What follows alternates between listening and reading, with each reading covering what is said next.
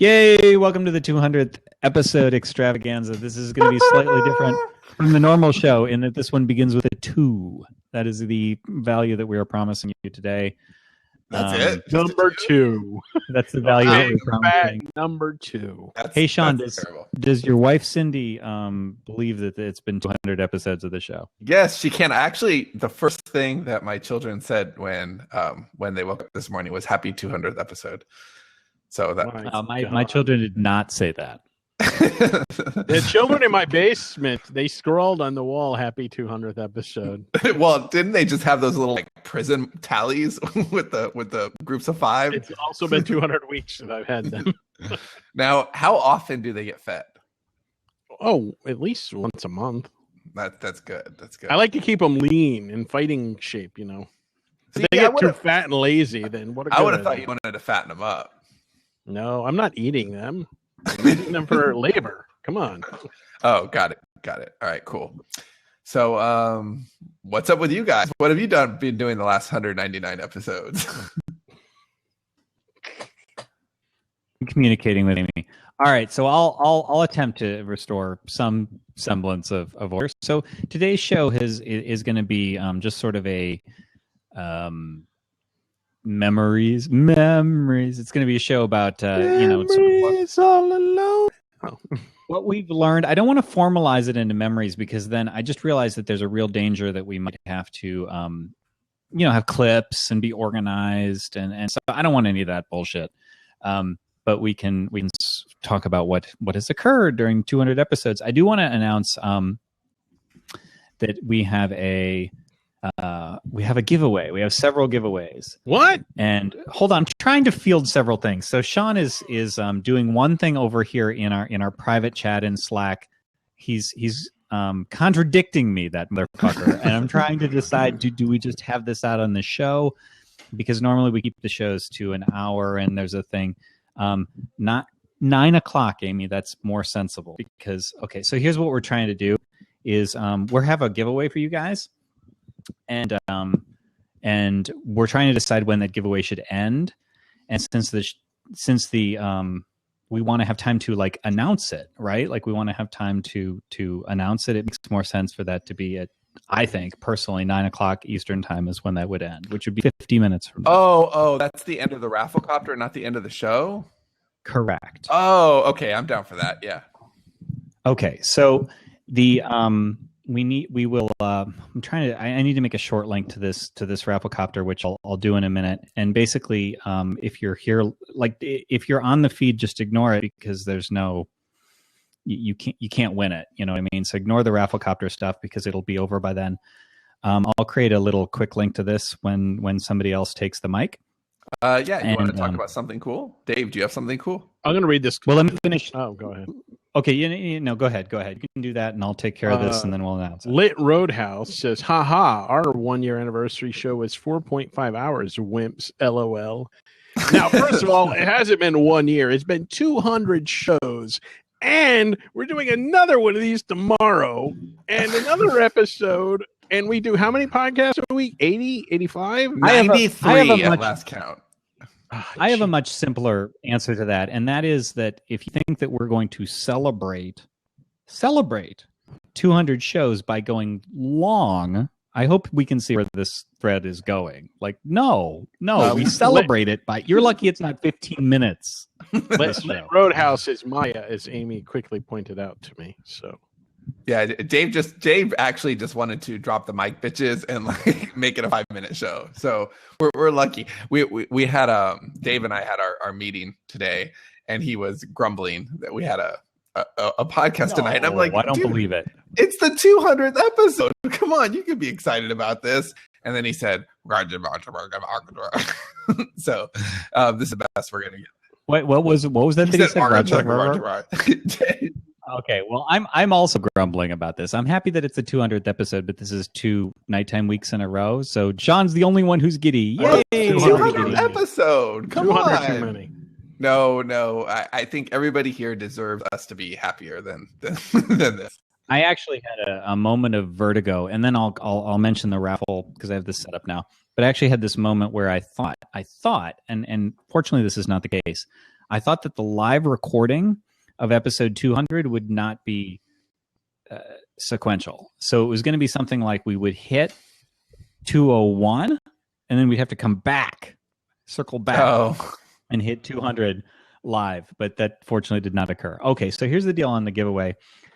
This is only going to be for those of you who are joining us live. Amy sent out the list, sent out the announcement of the live show to our list.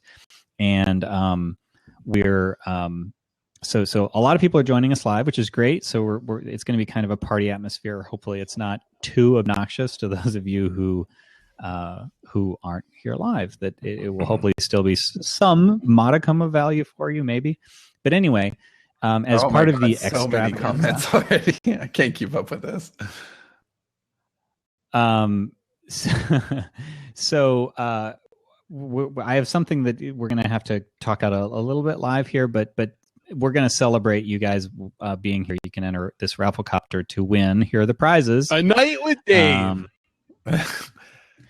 Well, I sort of. Oh no! So there are three basic prizes. First of all, is going to be a hardback cover copy of Iterate and Optimize when it's out. So we'll send you that and in hardcover. That one may take just a little bit until it's out in hardcover, and we'll send that over to you guys. So that's the first prize. Second prize is I want to actually save this one for third. Yeah, save that for third. I'm going to go to okay. And then another prize is, and this is the one where we have to kind of talk it out live a little bit. I think that we had talked about this being, well, it says lunch or dinner in Austin with Sean and Johnny, and the idea is that this would be during the summit. And I believe that I'm going to go out on a limb here. I think this is actually a free summit ticket if you're already there. How's this going to work? Because if it's lunch or dinner, you would already be coming to the event. It's a ticket to the summit, but if somebody already is coming to the summit, then we'll take them to lunch or dinner while they're there. Right. So if you win and you're already going to the summit, then you go to dinner with us. And if you haven't already gotten it and you win, then you get the summit ticket. Right. So that's basically the way we're understanding it. So that's yay. And then let me tell you how to enter before Patrick. I'll tell you how to enter before I will not give you the take third you to prize. Well, no. Actually, if you win, I'll take you wherever you want to go, including Applebee's or Johnny Carino's. But I hope I win. I win. I will be sad the whole time. So let's clarify this, guys. If you haven't already gotten your summit ticket and you win and you get a summit ticket, the prize is the summit ticket. So you go to dinner if you go to lunch or dinner with us if you've already gotten your summit ticket and you win. Correct. Right? So it isn't okay. So but the way you enter is you can go to selfpublishingpodcast.com/200 for episode 200. Again, that's only for the live people, and it runs until 9:00 Eastern time tonight. So it's a during the show thing. And then after 9:00 Eastern, which is about 45 minutes from now by my clock, then we'll announce it on the show. We'll announce the winners. Art Camp for Women says, hopefully, ARG, Texas is not my favorite place. Austin is not Texas, just for the record. Kind of. That is true. Austin's a hippie liberal commune in the middle of God's country. So just to clarify, you go to selfpublishingpodcast.200.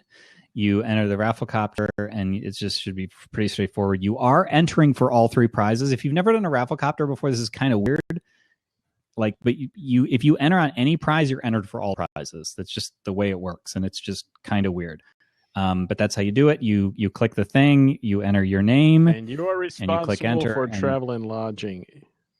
Amy says. Yeah, just to be should we give all the caveats? So if you get the ticket, then you still have to travel there and lodge yourself. We are not giving you travel and lodging. We're giving you a ticket to the summit. And if you've already attended, then we'll join you. W.C. Hoffman asks, so are you saying the meal with you three is worth $500? A meal with us is invaluable. Actually, I will not say that a meal with us is worth $500, but I will say that we have a very full dance card, and it was seriously considered whether that should be a prize because holy shit, how are we going to fit? Yeah, nobody even asked me about this, by the way. So Well, it Yeah, we does just say. I told think it Dave- says Sean and John. Okay. Oh, good. Well, you think anyone's going to enter it's- just to be with you two? Come on. Well, it's Well, that's why though, because we can't obligate you. on yeah, this, we right? know Lunch you're going to want or to go dinner into a and- corner and cry after the end of the first It day. So depends who wins whether I'll go to dinner. we have to let that. All right, let me clarify a couple of things. If you have a British accent, I may very well likely. Oh, this is the most disorganized show ever. So should I give the third prize, or do you have something you want to squeeze No, in no, there? go ahead and give the third prize. Okay, so let's one more time. Selfpublishingpodcast.com/200 before 9:00 Eastern time, as we're recording, like live viewers only, and then we'll announce the prize. And the prizes we'll announce the three winners. There are three separate winners. So one person will win a hardback cover of Iterate and Optimize. One person will reach win around the summit ticket, the summit ticket / possible dinner or lunch if you're already attending the summit. And then the third, and let's face it, the best prize would be I'm trying to think of a creative way to do this, but I can't think of a creative way to do it. This would be a cover design by 99designs.com, which is great, except that I have no idea what 99 No Designs idea. Well, Johnny, is. I think this is time for a spontaneous conversation, which is not at all an ad. I mean, let's face it, the summit ticket / dinner thing requires no explanation, despite the fact that we just spent 10 minutes explaining it. The hardback is like, well, whatever. It's some book by some guys. This is the real prize, and I don't know what it is. So what is 99 it? Designs is the place to go for your book cover needs. These are the designers. These are the designers that How many designers? millions of designers. Only millions? I All know another inspired by place. ayahuasca genius, as we've stated many But times. why is it millions? I thought they had Well, zillions of designers. Well, there is a little problem. do they have to run to layoffs? No, some of them escaped my basement. But there are many designers waiting to give you the best book cover you could possibly want. We've used them many times, and we've always been happy with the designs. We've always had too many good ones to choose from. So if you win this, you are a winner in more ways than one. Not only are you going to be able to do all this cool stuff with us. I mean, good Lord. I mean, that's a prize in and of itself. But you also get a great book cover, right? It's all one package, right? Or is this separate? Am I completely speaking out my ass here? There are three separate okay. Well, winners. then, if you really want to be the winner here, you don't want to be with us. You want the book cover design, really, because that's what's going to make you money down the road. The book cover. That's gonna put you in best-selling territory with a book that looks like it belongs there. Now, what about these poor bastards who don't win it? I mean, they're not going to have a chance. How they can't work with 99 Designs, right? If you don't win this contest, there's no way to work with them. I know you would think that, because this is such a great prize, and we have to thank 99 Designs for giving it to us to offer to these people here. But you can also, even if you don't win today, you can still win. Believe it or not, you can win by going to 99designs.com/SPP. And what do they get, Johnny? What do they get if they go there? But if they use that link specifically, they get the free Power Pack Holy upgrade shit, the Power Pack upgrade. It gets you more designer time and attention, and gets you just generally more of those ayahuasca fueled design. We shouldn't say that, because a lot of people don't have the benefit of the medicine, not drug, the medicine that is ayahuasca. And, that could include some of these designers. So who knows?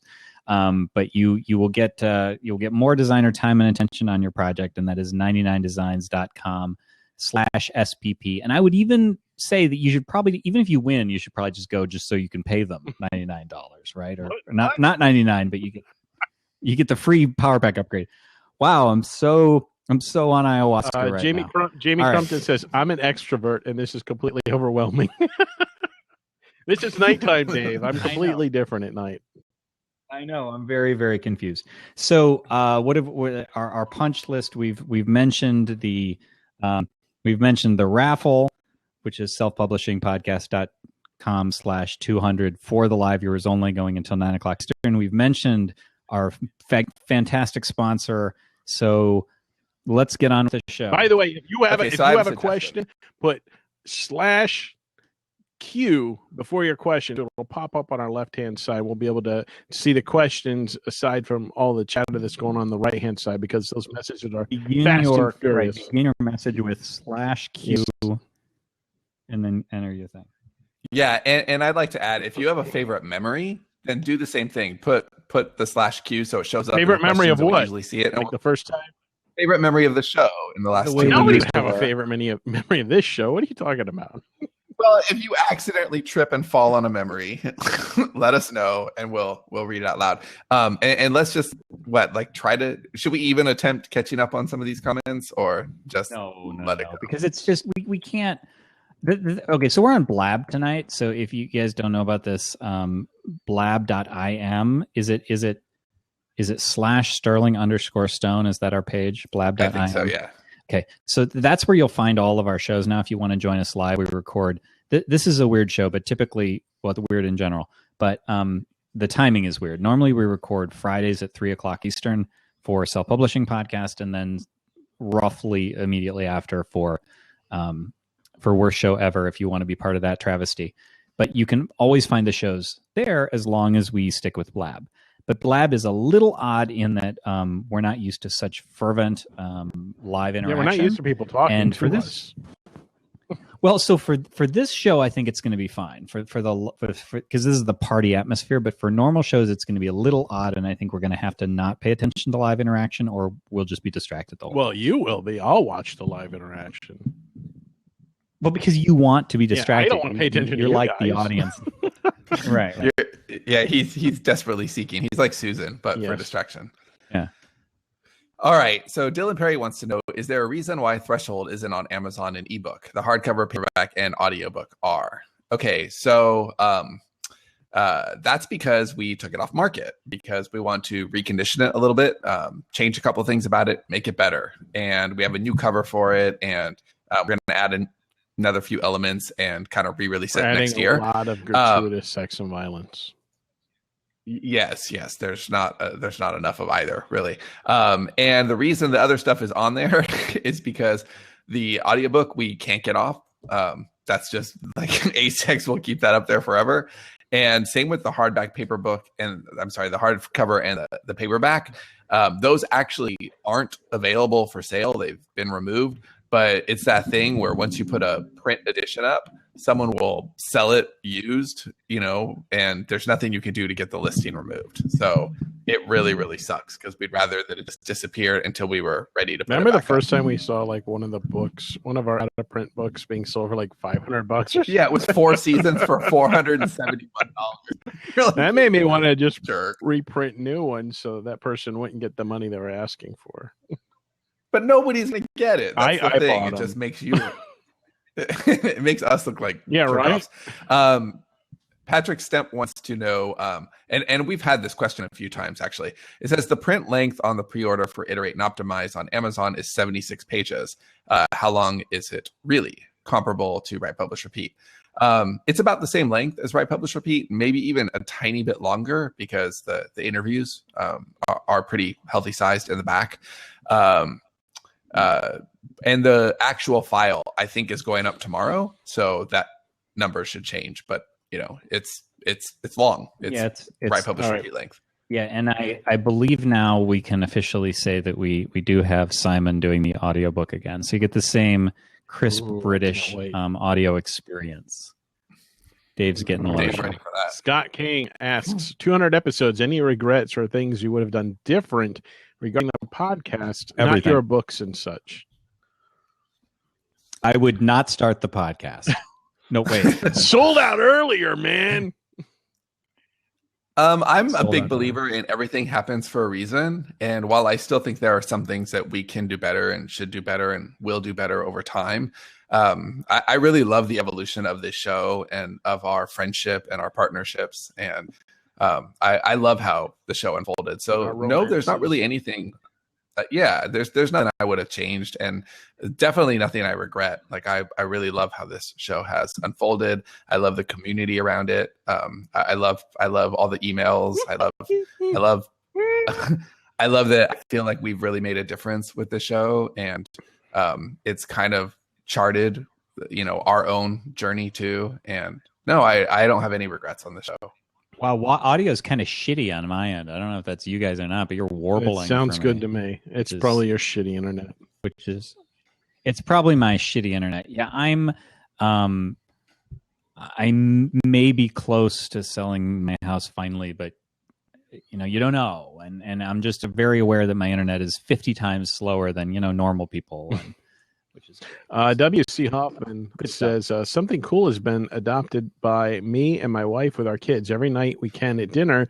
Thanks, guys. It really opened some good dialogue in our home.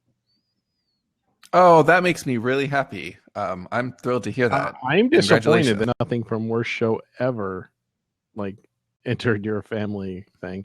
I just remembered. I had a dream last night that I was listening to a radio station and they were using the "What's Up Dave's Butt" theme song, and I got really pissed off. And I was, yeah, okay. We haven't played that in a long time. We need to make sure we play that tomorrow. I've been so calm. Yeah, Zen Dave and all. Okay. Random question here is from Dylan Perry. Favorite Stephen King books? Wait. I know each of these. Can I guess? Go ahead. No. What? Okay. So Johnny's is Shining. I know all of these too, by the way. Yeah, and Dave's is The Talisman. Correct. For sure. Yeah. Also, I love Insomnia too. So. For me, I would love to say, can I count The Dark Tower as a book, or am I not allowed to do Sure. that? If you can count The Stand as one book, you can count The Dark Tower as one. All right. So the Dark Tower series. Actually... Yeah. Well, the Dark Tower Stand. as a series, this kid is damn long. And if I can negate the ending and just talk about the first 2/3 of it, I love it. But then it just goes off the rails. But for 2/3 of that book, I love everything about it. And this is funny. Dave and I were talking about this morning, and or during our meeting today, and I just started 11/22/63, and coincidentally, so did Dave. We're both reading that right now, and it's pretty cool just to see, wow, is that guy just a master storyteller? And I've read so many books in the last couple of years, and I come back to King, and he makes it look so effortless. He is just such a confident, strong storyteller. His narrative is just fantastic. So Sam anyway, Arwitt, Laura Martone says mine is Different Seasons. Sam Arwitt says Talisman over Gunslinger, an intriguing choice. I haven't actually read The Gunslinger. I read the first chapter, and then I put it aside because I wasn't going to read 7 books at that moment. I am going to, though. Joseph says at the dinner table, we ask who's in the basement every night. Let me see. Johnny's screen says audio only, poor internet signal. Did you choose that, Johnny? No, it's I actually paused the podcast recording for a bit because you guys were fucked up enough that it warranted it. Now I'm at an interesting place where actually it says audio only for both of you guys because it's apparently decided that it doesn't I can receive but it's not you guys. I'm sure it's because mine can't receive it enough. It's probably you know what I mean? Poor internet signal on my end. Maybe we can download the audio from this or from YouTube and use that. I don't know. Yeah, supposedly one of the reasons that we're using Blab, and I don't know that Audra has had time to fully poke under the hood, but I think one of the reasons that we were doing this is because we thought it might record separate audio streams. So in other words, only my audio is limited by my internet. And your audio, your audio both goes directly to Blab, supposedly, I think, maybe. So we'll see. So in other words, my internet won't fuck up your audio on the final recording if that's true. So that answers this question from Scott Moon too. How did you learn about Blab and or decide to try it out? So desperation. Right. That's it. Right. Well, Google just wasn't the solution. We really did miss the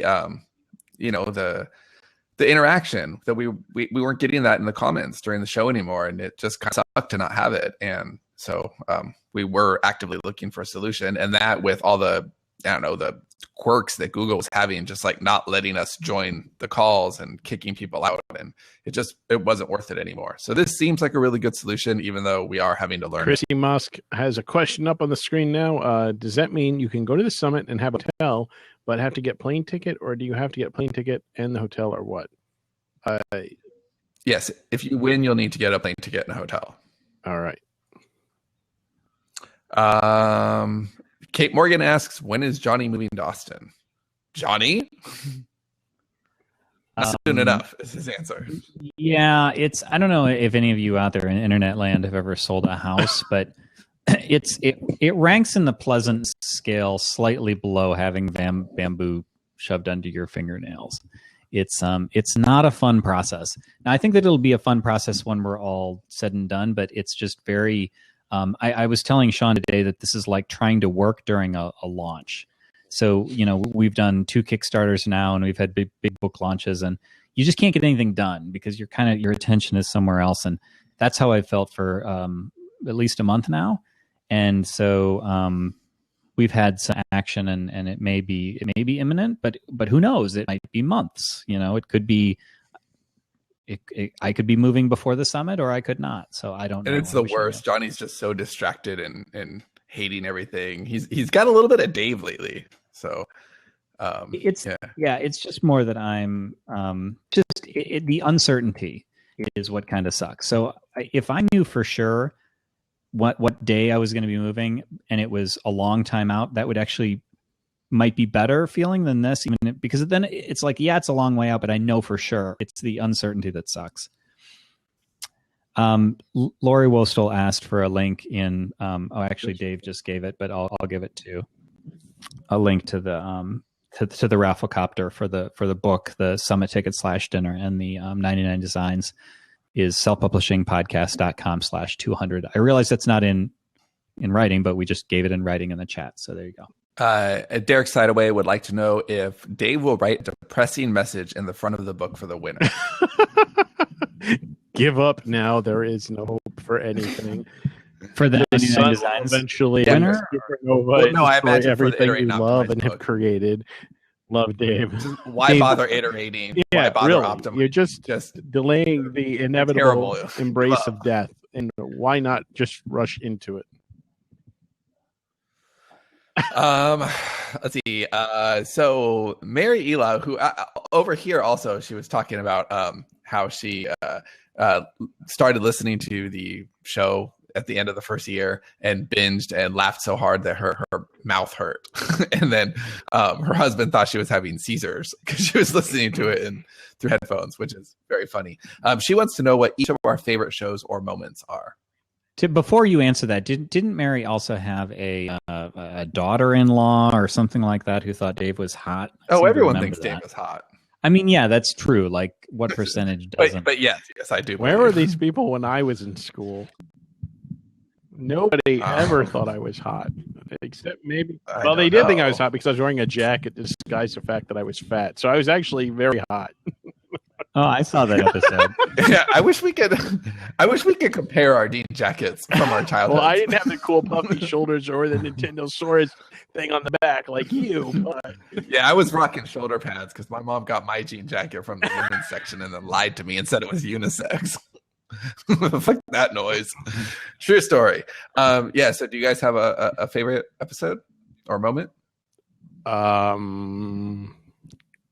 The discussion, which led to Unicorn Western, was that on this show or worst show or Better Off Undead? That was worst show ever. Then I have no good memory. That's what I was going to pick. Actually, yeah, I love that. Wait. I know when we had Whitney from Birdemic on. Oh wait, that wasn't this one either. Well, that's worst show ever. That was also worst show ever. Boy, the worst show ever might be your best show ever. Are we going to do an extravaganza for that show? Give away like cards. We should play like Russian roulette.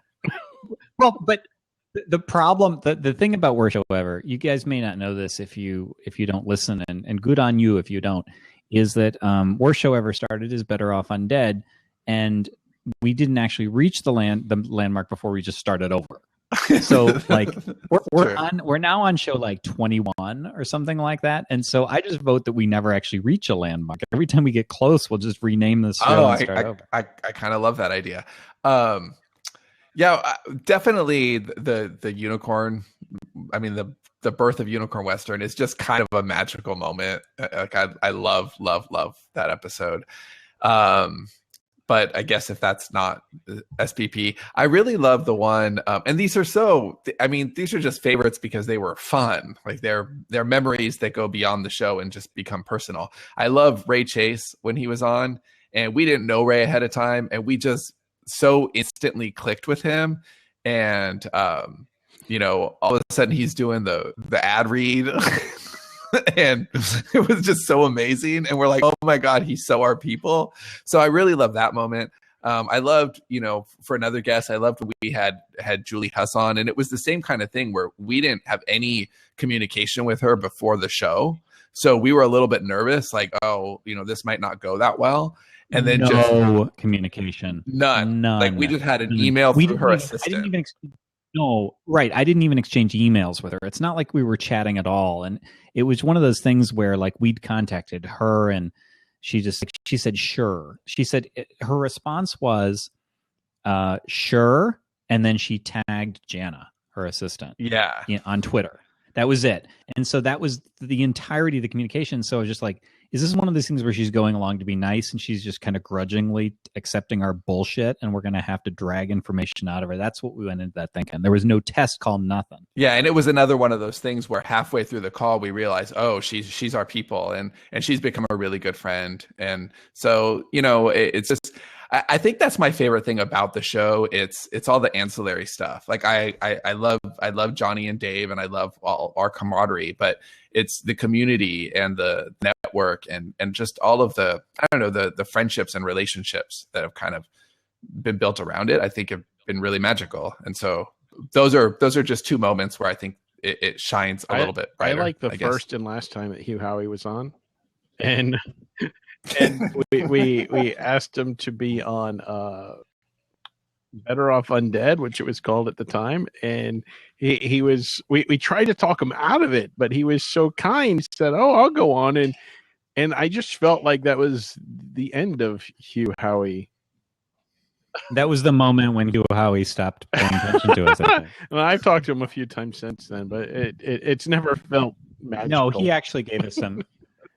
Yeah, he actually gave us a great blurb for Right Publish Repeat, which was. But he did send a court order. So, but yeah.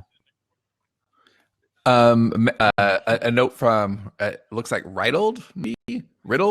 I remember forcing loved ones to listen to the magic of funnels when I learned about them from you guys. Oh, it's Kelly. Love Kelly. Thank you, Kelly.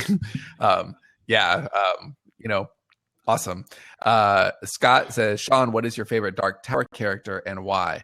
I love Eddie. I think Eddie's a great character, and I love that he kind of traverses both worlds.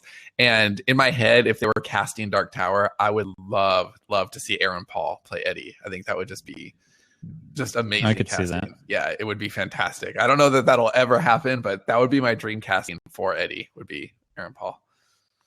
Oh. Kate Morgan says, would you guys ever consider doing a summit in Redacted so Dave doesn't have to make the drive? No, but we will highly consider moving his ass to Austin so then he never has to drive. No, because this reminds me of the time that one of my college roommates had been, he bitched nonstop about his sister and how his sister was a bitch, and he told all these stories about his sister, and this went on for several years.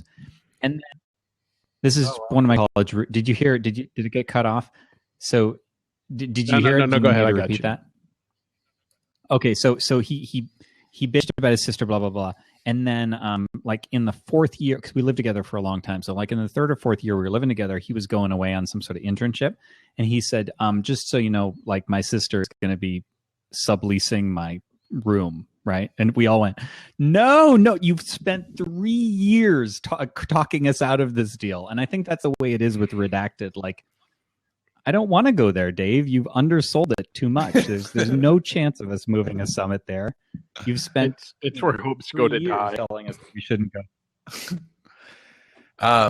Kelly also says, I also dug in general when Johnny was in awe of you two, like the rest of us, before he got superhero status too. Yeah, now he's too big for his those britches. Those early episodes where Johnny's like, how do you guys write a book a week? And they weren't a books, to be fair. They're 15,000 words. But W.C. Hoffman says, how to find redacted. Step 1, find all the targets in Florida that have pharmacies. Step 2, cut them off. He's giving away too much. That have bears in Florida. Step 3, cross those two against stores that have homes within Dave walking distance. Step 4, print a picture of Dave and start a "Have you seen this man?" campaign. Step 5, none of this worked. I tried and got thrown out of Olive Garden. Oh man, I can't see the rest of the question. Oh, now it's way up there. None of this worked. I tried and got thrown out of Olive Garden for asking them as well. That's very awesome. Yeah, Olive Garden won't have me back. Kate Morgan says, "I love it whenever Johnny and I'm sorry. Well, you answer the question. Oh, is that you? I love it whenever Johnny and Sean come up with a truly horrible story idea in jest that Dave wants nothing to do with, and then they write it anyway, like Chrome Western. I'm gonna trick them into writing something truly awful. Yeah, that's my favorite too, actually. Okay. Well, that's the show then, right? So do you guys have something? I know it's the end instead of the beginning, but do you guys have something cool for this week? Do you have something cool for this week? Okay, first of all, I discovered podcasts this week. Oh, welcome! Wow, I've never. Right? What a great idea! I never listened to them while walking for different reasons, but now I can. And I've been listening to them, and I'm walking like crazy. But the cool thing is I was listening to NPR Market Watch earlier today, and they had a discussion with a guy, and I forget his name or the book he wrote or is writing. But the basic idea was that if you they did studies of like bad reviews for like movies and books and stuff like that. And they found that whenever somebody was an unknown quantity, like a brand new author or something, bad reviews actually help sales. Oh, wow. Because what happens is people remember the name in the book, but they don't remember the other part of the story, like, oh, that shit was bad. However, the inverse is true if you're a known quantity. So like if Stephen King wrote a book right now and it sucked horribly and it got a lot of bad reviews, people remember that and sales go down. I thought that was pretty interesting. Yeah, that's fascinating. If you're new and you get shitty reviews, that's a good thing. Is that what you're saying? So go out there and shit it up. Put your worst foot forward. So shit it up. Dave's advice is write terrible stuff. Your way to the top from the very bottom. You should release that as an info product. Hey, do you guys want to talk about that article that Ryan Holiday published about bestseller status? And, was that Ryan? Yeah, I didn't even realize that was Ryan. I laughed out loud several times with the picture of his foot. Oh my God. Dave, did you read that? Yes, I did. I tweeted it too. Yes. So, anybody want to talk about that? Well, you're the one here that brought it up. So you talk about it, you bastard. He's like the kid who says, let's do something, mischievous. And then says, okay, you do it. Well, I was actually, because I was distracted for a moment, I was trying to get a screenshot. I didn't actually get it in time. I think it was W.C. Hoffman said if, put a plus sign if SPP has changed your life, which I thought was really, really cool. And then all the pluses came in, and I was trying to get a screenshot of the question at the top with all the pluses below it. But then you asshole distracted me, and I didn't get it, and now it's gone. But that was really, really cool. It was really awesome to see all those pluses come in. So thank you guys so much. That's really, really cool. I hope this episode with the warbly audio is changing everybody's life. Good thing there's not a lot of deliverable value here. We hear it. It's very like... Yeah, it sounds perfect to us. Yeah. So. Well, but again, I'm hoping that I'll just let Audra know. Maybe this is one where you want to try the source audio. Like maybe you don't want my audio. Yeah, that might be right. Dylan Perry says, just wanted to say thank you to you guys for everything you have and continue to do for the self-publishing community. SPP opened the doors for me to other podcasts and books on self-publishing. It's given me concrete steps to take toward making this dream a reality, and all while making me laugh my ass off along the way. I look forward to the show every week. Thank you guys. You rock. Thank you, Dylan. Thank you, everyone who listens to us every week, because we couldn't do this without you, or we could, but we probably wouldn't. So, thank you for listening. We enjoy, well, most of the time we enjoy getting up and doing the show, even if Dave's just woke up 5 minutes earlier and is grouchy. We still love it. Mary Eilish said, changed my life, but for the better, maybe questionable. That's fair enough. Yeah. So the article, Brian Holiday wrote an article about how saying bestseller is pretty much the most worthless thing you can say as, a bookseller. And to prove a point about how easy it was, we're not going to start doing to it get bestseller status. to prove a point, he took a picture of his foot. and he put it up, and basically he with three sales, you guys? But I guarantee with it was 3 sales. I think the title of the article was "How to Become a Bestseller in 5 Minutes for the book was $5 like putting your or foot something down. like that." And he took a picture. And the odd part is, this is part of the marketing genius behind it. I bet the book sold a lot since then. Yeah, that's pretty genius. I bet you he just added a wing to his house. But it is pretty genius. He literally did take a picture of his foot and put it up, and he bought 2 copies, and I think one sold algorithmically maybe, and it was enough to get him in his category. Yeah, because it's a sub category, and that's what a lot of people use when they're saying, best selling. Like they're best selling in the sub category, which is a little disingenuous. We've used it. But I don't have a problem using it because we've hit the top 5 in the whole store a few times, and number 1 for horror and sci-fi, straight up genre. Yeah, we did number 1 in horror. Like that's pretty cool. Like to say number 1 in horror. I'm gonna cling to that. Thank you very much. I'm not giving that up. Yeah, it's not the New York Times bestseller list, but until then, yes, but the point of the article is that you can, Amazon will give you that little tag, right? That says bestseller if you hit 1 in any sub category. So, for example, Dream Engine had a BookBub recently, and it was number 1 in steampunk, right? But it wasn't like huge in the store or anything. It was number 1 in steampunk, right? But that's not that big a deal. As a matter of fact, it didn't do really well. It wasn't a big BookBub. Like it didn't. Invasion did a BookBub and hits top 20 or something like that, and Dream Engine did.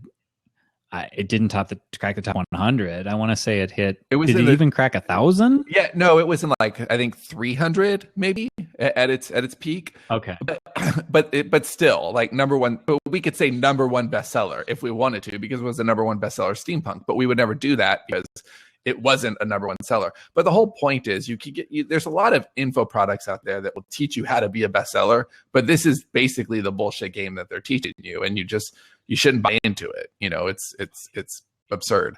But anyway, my something cool for this week is a show that I just finished on Netflix that I really loved, and I'm curious what people out there think about the show, because it's really polarizing. It's Judd Apatow's new show. It's called Love.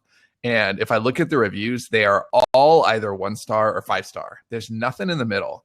And the 1 stars make me kind of furious, because the things that they're bitching about are just so asinine. So there's a lot of complaints that, that the show uses the F word a lot, which it's rated, mature audience. If you don't want to listen not to familiar with Judd Apatow's other offerings, it's not like he went from doing Disney Junior stuff to this show. I don't know. There's a lot of complaints about that. There's a lot of complaints about the characters being unlikable, which is, to my mind, one of the strengths of the show is that it has the people feel real to me. People are also bitching about the inconsistent lengths of the show, because they go from like 29 minutes to 45 minutes, but that's cool. Like, take as much time as you need to tell the story and not more or less. Like, I really like that. But the number one complaint that it infuriates me, like I wanted to just punch my screen, that people were bitching that the main character is too ugly and that and that he's too ugly, and that it's a real misogynistic show, which is so absurd. Like, clearly Judd Apatow loves women. Like, that's like his stuff is very female friendly.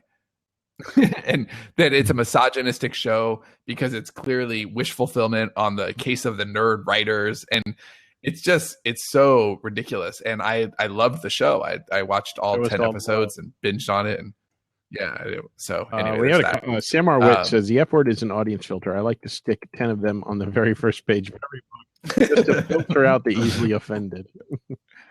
Right on, Sam. Okay. I just noticed a question here by C.A. Baker, so I'll read this. When publishing a first book, do you suggest doing just an ebook or also do on-demand books too? My answer to that would be that if you can do it in a somewhat efficient manner where it's not taking you a ton of time and distracting you from actually getting your writing done, there's kind of no reason not to, because it's free if you can manage the formatting yourself. But don't expect a lot from that. Like, that really is a 20% activity. And there are some reasons to do it for like kind of professionalism. Like, you look more professional if you are offering a print copy. It does price anchor and page anchor. So if it does do good for nonfiction. Go ahead. Paperback does do better for nonfiction though. That's true. We sell way more of Write Publish Repeat in audio and paperback. The sales of Write Publish Repeat are way above the fiction just in general. So there you go. But you won't get most of your sales necessarily that way, and there you go. Mary Isla, just like Isla in the Dream Engine, would like to know, do you guys ever wonder how you ever got along without your assistants?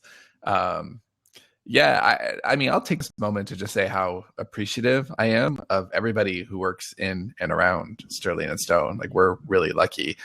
Amy does an amazing job wrangling for us and making sure that we stay on point and asking us the right questions at the right times, and just being understanding of who we are and how we work, and dealing with each of us individually. And she's really magical, and we're lucky to have Maya and Audra and Garrett and Archer, who, has recently really helped us, do things intelligently. In fact, he's coming down this weekend, and we're having a fun accounting weekend. Yay. Right. So we're really fortunate to have a team of quality people who believe in what we're doing and help us to facilitate it all. Stuff like the Stone Table or the Smart Artist Summit would be really impossible.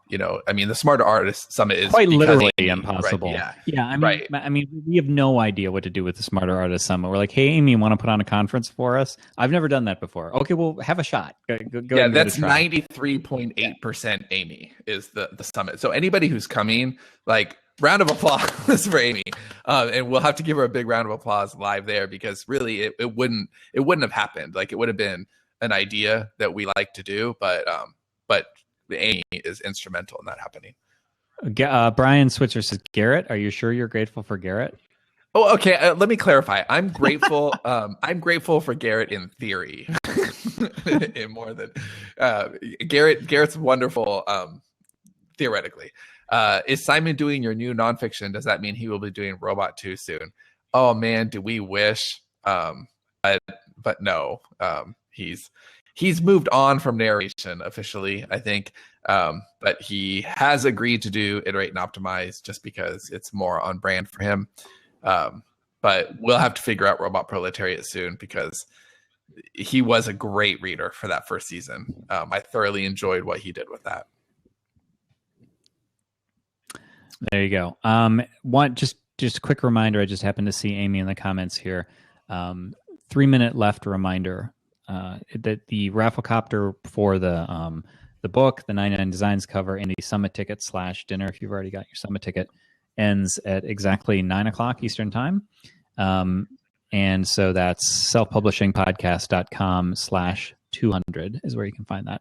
Or there's links in the chat, like Amy just posted in the chat again. So there you go. Scott Moon says, I love audiobooks. I recently bought Yesterday's Gone season 2 in ebook and audiobook. So great. Thanks, Scott. That I can take no credit for the audiobook. That's all Podium Publishing. They did a great job with a huge cast. They do an outstanding job. Yeah. And I know we're getting asked a lot when Yesterday's Gone season 4 and Beam season 3 are coming out in audio, and we don't know because those are really difficult productions, right? You can just kind of imagine how much work it is to get those live and wrangle. I think the Beam season 2 had 18 narrators. Does that sound right, Johnny? It was a lot. I know that recording was like the beginning of Star Wars or something, where you're just waiting for the credits is rolling away. Okay, yeah, it's almost done now, right? It's really, really crazy. So, so yeah, they're just so they're so difficult to put together, and so I don't know, but they're Dylan coming. Perry has 2 questions. One, when can I get Yesterday's Gone in 12 in print? I think that's something we're waiting on Garrett for. Am I right? Yeah, So, soon. yeah, sometime within the next 2 years, I think. Yeah, this year, Garrett's plan was to have everything that we have in coming to print before the summit. I really don't see that happening, but that was the plan. So a little bit behind that. He also asked, what's the best book you've read lately? The Girl with All the Gifts by M.R. Carey is like the one that really sticks out for me. Yeah.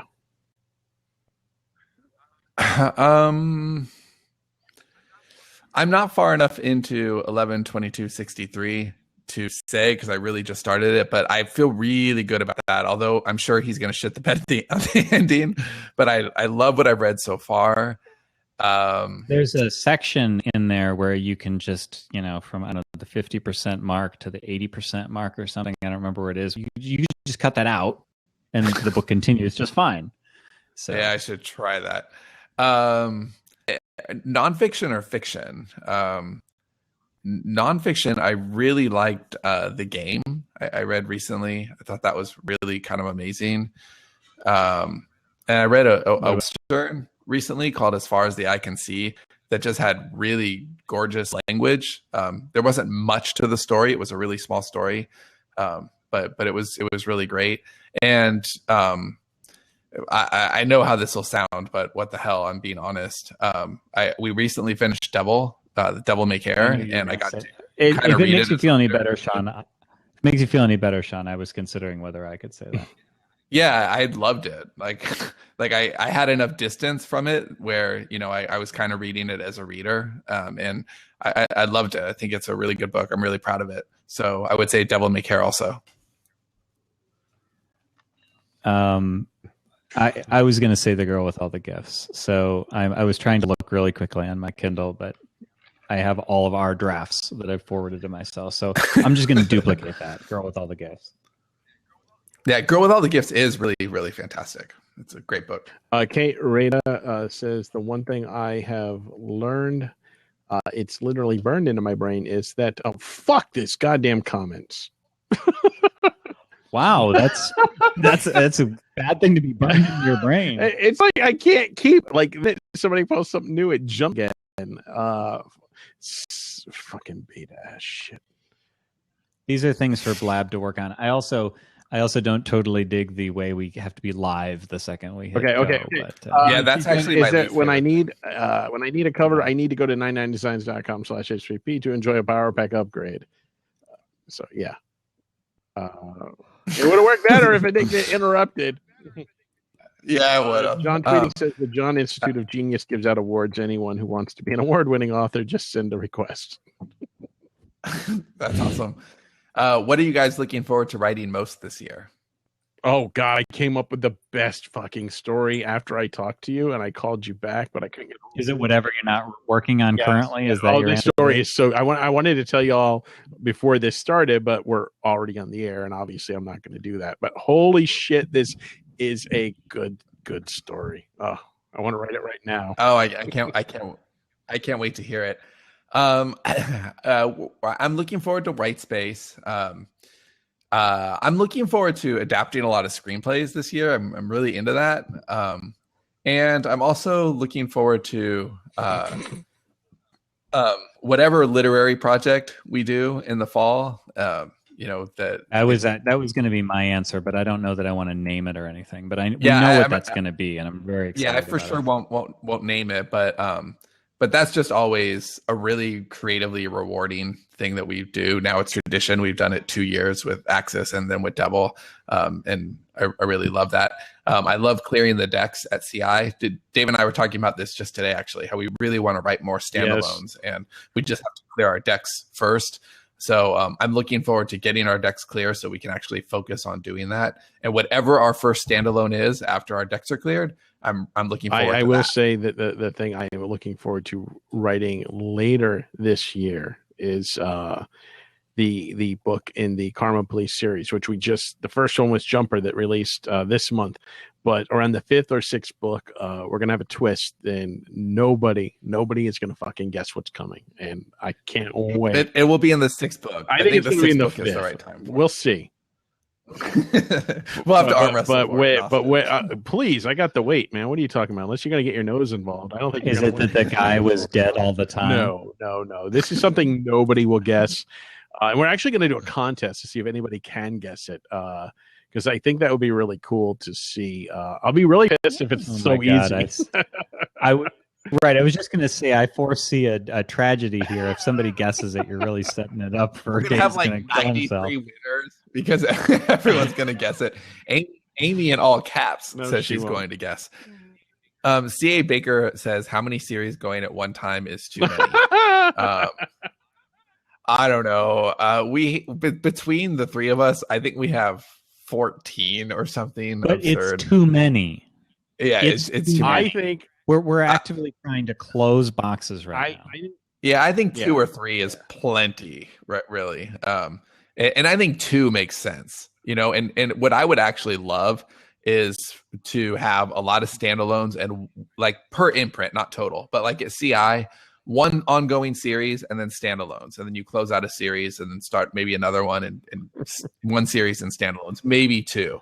But the number that we have in both places is just stupid. I like standalones. Dylan Perry asks, in this story idea, how many children are in peril, Dave? It does involve a dead child. That's all I'm going to say. Of course it does. Yeah, Dave actually I'm teaming up with Casey Anthony to write. Oh, never mind.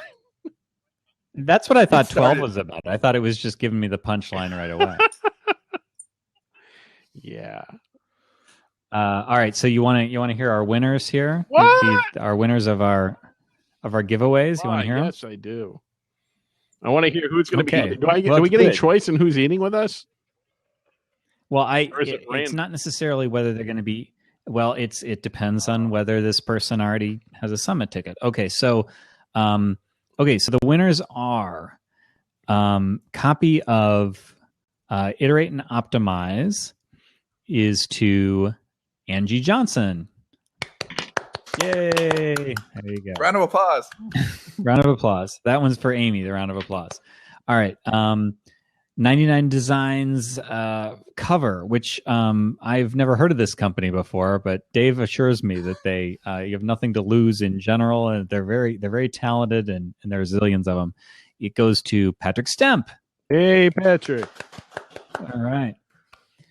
And lastly, this is depending on whether this is already an attendee or not, of the summit ticket / meal possibly, would be Scott Moon. Yay, Scott. So Scott, I don't know if you're, please, if you're at the dinner. But we don't, again, I know this is a complicated process here. So what if we don't know that he's having dinner? Okay, what if he's not going to go to the thing or do dinner? Then we'll send him a gift certificate to Arby's. We'll have a virtual meal with him. We'll all do a Google Hangout where we eat. Okay, and Angie Johnson, please let Dave know if you want something horrible written in your book, because he will take care of that. So Kate wants to know, can you guys share the titles of the nonfiction books you've read that have helped you improve your writing process? Anything related to productivity in general, the creative process, etc. That's a pretty long list. I should probably do like a little, actually all of us could do little Smart Artist episodes on that, I think. But off the top of my head, I know we would all agree on Writing by Stephen King is a great one. One I always mention that I like, it's really dry, but it's a really good practical nuts and bolts book. It's called Techniques of the Silent Writer. Yeah, it's by a guy named Derek Swain, who you've never heard of, but it's a damn good book. I also like the Satanic Bible Story, Robert McKee. I know Dave likes Mein Kampf. I have to give Dave a high five right now because he was sitting at a nice even 500, and I wanted to fuck with him. Oh, I knew it was probably that uneven number out of here, man. Getting Things Done, I think, is really great. I think the first 5 pages is really great. I think Sid Field's screenplay, even if you're not writing screenplays, is really great. Those are all off the top of my head. I think those are I mentioned great. Before, Ray Bradbury's Zen and the Art of Writing is one of my favorites. I can't think of the other ones off the top of my head. I read a lot, though. Most of the things that help my writing, though, aren't writing books. They're usually like nonfiction, like biographies or, historical or science books that just inspire something in my head. But for specific writing books, I think Stephen King and the On Writing and the Zen and Art of Writing is those are my 2 favorites. And Write, Publish, Repeat. Yeah. Yeah. I got to the wedding scene. I loved it.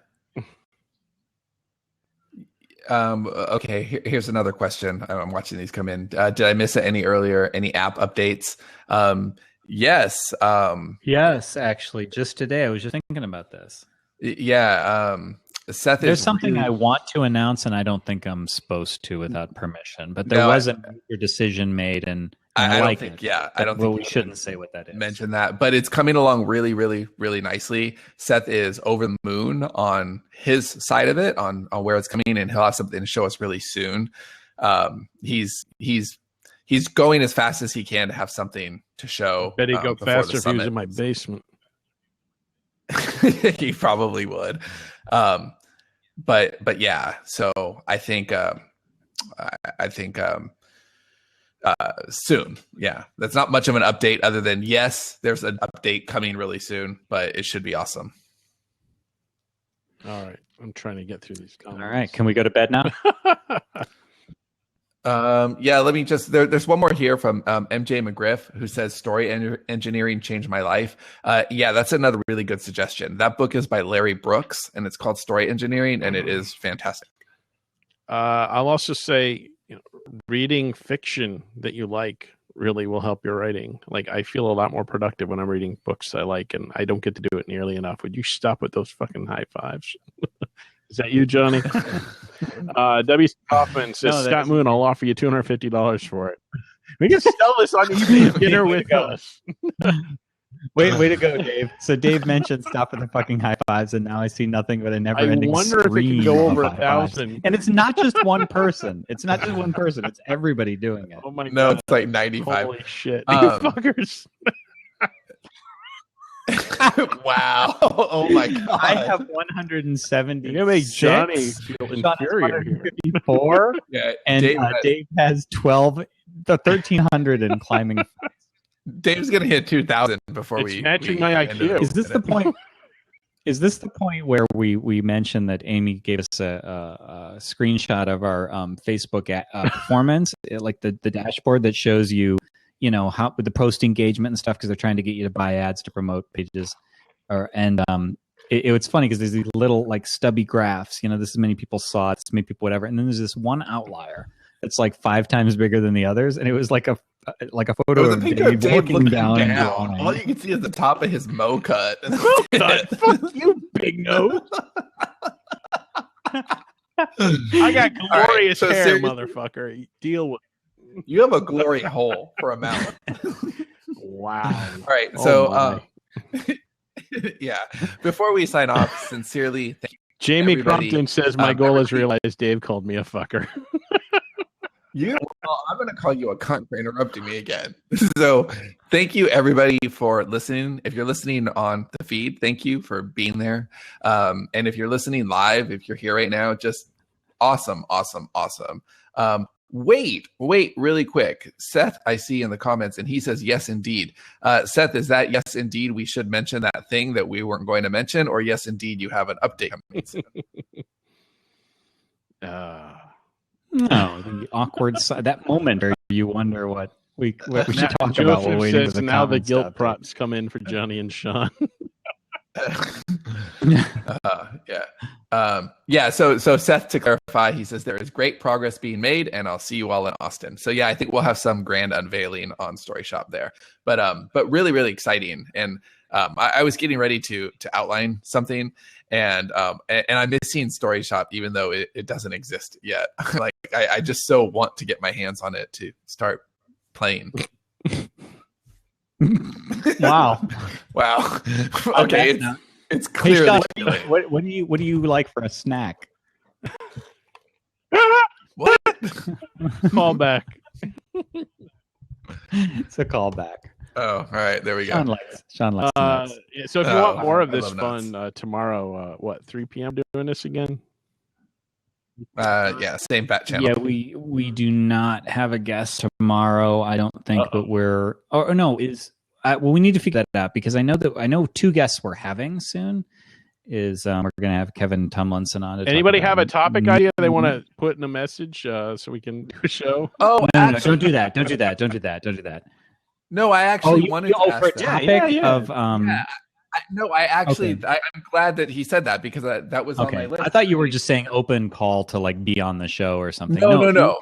If you have a topic suggestion for tomorrow for the three of us to discuss, not even just for tomorrow. If there's something that, if you're listening right now, do it with a question, so we make sure to see it on the left side.